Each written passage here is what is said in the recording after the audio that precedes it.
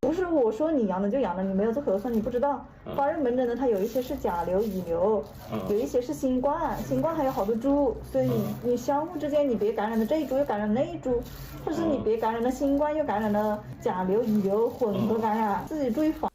大家好啊，我是今天阳的。今天上午我一直在睡觉，现在就是一会儿发冷一会儿发热，吃完药了，现在就是稍微精神了一些。我本以为是能躲过这一劫的，但是没想到这个病毒还是那么厉害，无声无息就被感染了，现在就已经成为这个小阳人。之前嘛，我一直觉得这个疫情的病毒跟普通感冒是一样的，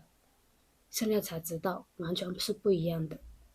先开始我就出现这个喉咙痛、发热，然后紧接着就是乏力，再到后来就是发烧了，然后咳嗽。我吃了退烧药的，但是这个效果没有那么明显。得了这个阳了之后，就是整个人的全身都是酸痛的，一点力气都没有，就只能躺在床上。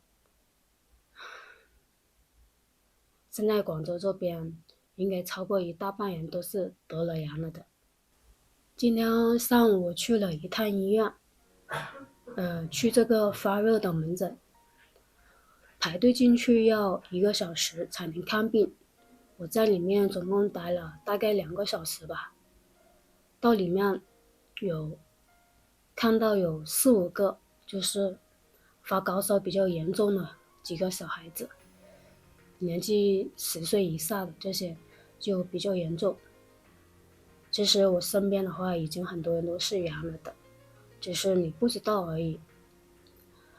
包括现在医院里面的一些医生其实都是已经阳了的。这个阳的话它是有一个潜伏期嘛，你前面可能一下子还没有就是这个症状出现，就你不知道嘛。自从开放之后，广州的发热门诊的病人增加都是数倍的，发热门诊现在有90%的都是阳性。从这个12月14号开始嘛，广州市的第一人民医院比平常增加了5到10倍。广州是全国疫情的比较严重的一个城市，人口也是比较多的，开放前就已经高达了16万的患者，放开之后呢，广州的患者又大幅度的上升，现在患者估计应该增加了10倍。不知道未来几个月广州疫情会不会好转？前几天看到我们的这些微信朋友圈、这些亲戚群里面还有一些同学群里面，各个人都在抢药嘛。那时候我什么药都没抢到，当时我也去了这些药店啊，还有一些这些诊所去看了，都没有这种什么小柴胡、什么感冒0999退烧药都没有，都问过遍了，当时都没有。后来就去问了一些同事，还有我老家从家里面寄上来的那个退烧药，家里就有，就农村家里就有，大城市没有嘛。现在就是不管专家怎么说，我们身边的有不少人得了这个病还是挺严重的。主要还是老人嘛，家里有老人的，最好就是早一点备好药，就是在有一点点症状的时候就把这个药先服了，防止会出现这个重症。老人感染了真的是不好说的，我们要先做到未雨绸缪。比疫情放开之后，一些城市的发热门诊外面都是人满为患。网上有一些网友责备说是因为上海，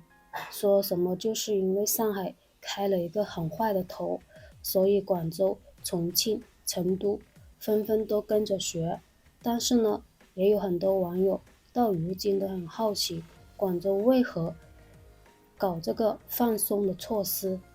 我认为广州的城中村数量实在是太多了，在城中村里的外来打工者数量多得惊人的，所以在这个疫情的防控上，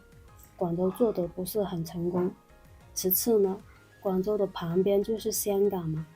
香港是搞这个全面开放的一个模式，